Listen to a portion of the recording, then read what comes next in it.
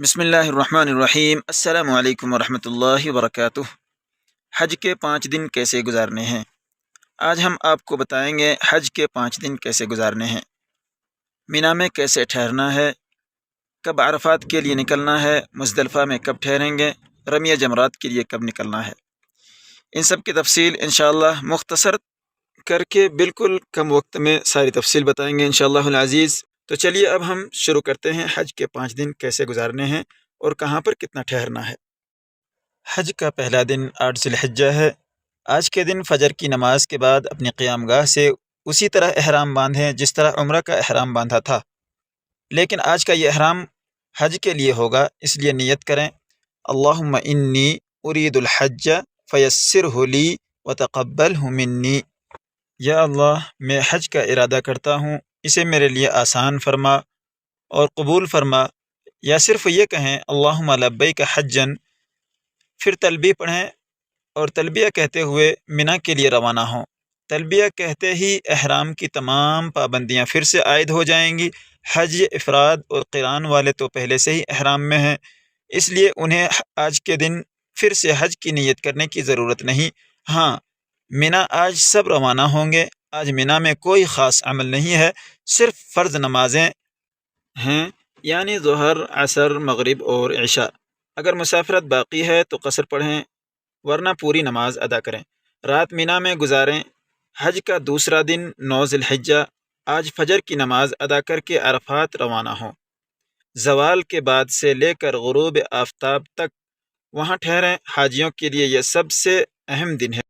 آج کے دن رسول اللہ صلی اللہ علیہ وسلم نے عرفات کی مسجد نمرہ میں ظہر اور عصر کی نماز ایک ساتھ ظہر کے وقت میں 1 اذان اور 2 اقامت سے ادا کی ہے، لہذا اتباع نبی صلی اللہ علیہ وسلم میں ایسا کرنا ہی بہتر ہے۔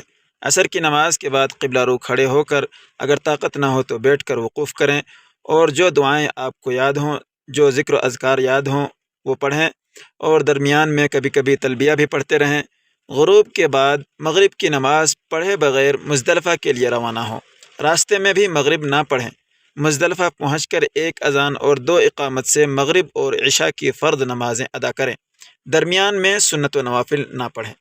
مزدلفہ ہی میں یہ رات گزارنی ہے جو بے حد اہم ہے۔ کچھ آرام کر کے سویرے اٹھ کر نماز و دعا میں مشغول ہو جائیں۔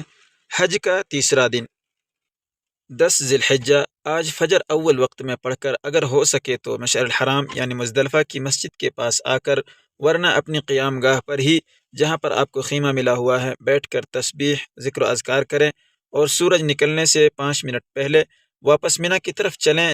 یہاں سے اپنے ساتھ کچھ کنکریاں لے لیں، یعنی مزدلفہ سے، تو یہ زیادہ بہتر ہے، اس لیے کہ اس کے بعد ہمیں رمیہ جمرات کے لیے جانا ہے، کنکریاں مارنے کے لیے، اور وہاں پھر کنکریاں ملنا تھوڑا مشکل ہو جاتا ہے، تو یہیں سے اپنے ساتھ رکھ لیں تو یہ آپ کے لیے زیادہ بہتر ہوگا۔ بہرحال مینا پہنچ کر پہلے اپنے خیمے میں جائیں اور سامان وغیرہ ٹھکانے لگا کر اطمینان ہو لیں، پھر کنکریاں ساتھ لے کر جمر عقبہ یعنی بڑے شیطان کے پاس جائیں اور اس کو 7 کنکریاں ایک ایک کر کے ماریں۔ پہلی کنکری مارنے کے ساتھ ہی تلبیہ پڑھنا چھوڑ دیں گے۔ آج کا خاص عمل یہی ہے۔ آج کا دوسرا عمل قربانی کرنا ہے، اگر حج تمتع اور حج قران ہے تو۔ حج افراد کے لیے قربانی نہیں ہے۔ تیسرا عمل حلق یا قصر ہے، یعنی بال کو کٹوانا۔ قربانی کے بعد حلق کرا کر احرام کھول دیں اور روزمرہ کے کپڑے پہن لیں۔ حج کا چوتھا دن 11 ذی الحجہ، مینا میں آج تینوں جمروں کی رمی کرنا ہے، یا یوں کہہ لیجئے کہ تینوں شیطانوں کو آپ کو کنکری مارنا ہے۔ آج کا کنکری مارنے کا افضل وقت زوال کے بعد سے غروب آفتاب تک ہے، لیکن مغرب سے صبح صادق تک بھی جائز ہے۔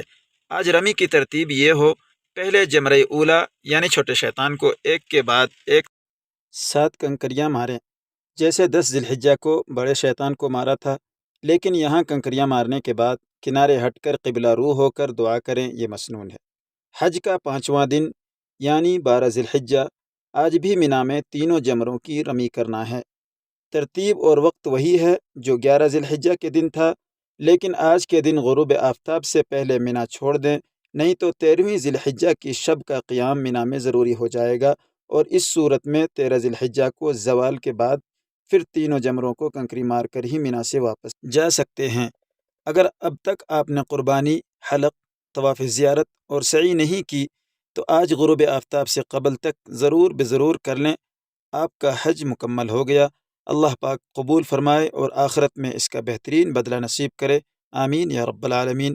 اب صرف ایک عمل طواف وداع باقی ہے جو مکہ سے روانگی کے دن ضرور کر لیں، اور اگر آپ ہمارے چینل کو پہلی بار دیکھ رہے ہیں تو چینل کو بھی سبسکرائب کر لیں، کیونکہ اس سال ہم حج 2026 کا پورا اپڈیٹ اس چینل پر ڈالتے رہیں گے انشاءاللہ۔